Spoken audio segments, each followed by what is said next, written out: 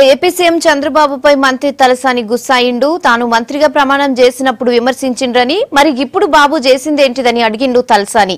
YCP నుంచి తీసుకున్నోళ్లను రాజీనామా చేయిస్తే తాను కూడా రాజీనామా చేస్తానని సవాల్ చేసిండు. చంద్రబాబుకు నీతి నిజాయితీ అసొంటి పదాలు సూట్ కావన్నాడు తలసాని.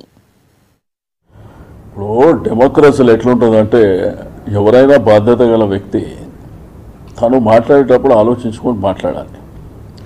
ఇప్పుడు ఆ రోజు టీఆర్ఎస్ ప్రభుత్వంలో నేను చేరినప్పుడు ఆయన మాట్లాడినటువంటి భాష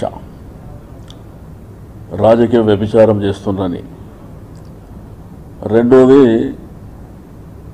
డెమోక్రసీ గురించి, చట్టాల గురించి ప్రెసిడెంట్ ఆఫ్ ఇండియాని కలవడం, ప్రధానమంత్రి గారిని కలవడం, గవర్నర్ గారిని అయితే దూషించడం, రకరకాలుగా మాట్లాడాడు.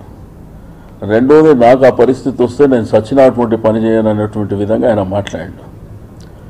నేను చంద్రబాబు నాయుడు గారికి చెప్పేది ఏంటంటే, ఇప్పటి నుంచి ఆ పదాలు మీరు మాట్లాడకపోతే మీకే మంచిది. అది మీరు ఆ రోజు మాట్లాడింది అదే పద్ధతిలో ఉండాలి. అట్లా కాకుండా మీ ఇష్టానుసారం మాట్లాడి ఆ రోజు మేము ఊరుకున్నాం.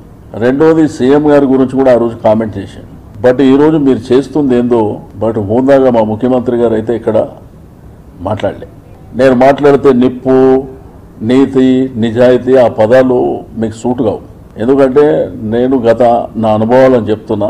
పార్టీలో ఉన్న ప్రతి ఒక్కళ్ళు కూడా తెలుసు, సందర్భం వచ్చినప్పుడు, అవసరం ఉన్నప్పుడు ఎట్లా మాట్లాడతారు, అవసరం అయిపోయిన తర్వాత ఏ విధంగా మాట్లాడతారు అనేది కార్యకర్తలకు, నాయకులకు అందరికీ తెలుసు. బట్ ఒక క్రమశిక్షణ గల పార్టీ అని చెప్పి మీరు ఒక ప్రెస్ నోట్ నిన్న రిలీజ్ చేశారు. ఎన్టీ రామారావు గారు ఒక సిద్ధాంతాల కోసం 1982లో పార్టీ పెట్టాడు. బట్ ఆ సిద్ధాంతాలు అనేవి ఎప్పుడో పోయింది. అంత వ్యాపారము, కార్పొరేట్ కల్చర్ అంతా మీరు తెచ్చింది పార్టీలో ఉన్న ప్రతి ఒక్కరికి తెలుసు. 2004లో మనం ఓడిపోవడానికి, 10 సంవత్సరాల అధికారంలో దూరం ఉండడానికి కూడా కారణం ఆ రోజు కార్యకర్తలు, నాయకులు కూడా యాంటీ అయ్యారు. ఒక రాజకీయ పార్టీలే కాదు, ప్రజలే కాదు, వితిన్ ద పార్టీలో కూడా మీరు తీసుకున్న నిర్ణయాలు, మీరు చేసినటువంటి, ఎందుకంటే అధికారంలో ఉన్నప్పుడు ఏ విధంగా ఉంటారు, అధికారంలో లేనప్పుడు ఏ విధంగా ఉంటారు, ఇవన్నీ చూసిన తర్వాతనే కార్యకర్తలు కూడా బగ్గుమని, నాయకులు బగ్గుమన్న తర్వాతనే కట్టు దాటితే ఏదో క్రమశిక్షణ చర్యలు. ఇప్పుడు నువ్వే కట్టు దాటిన తర్వాత ఇంకా క్రమశిక్షణ చర్యలు ఎవరి మీద తీసుకుంటే ఏమవుతుంది?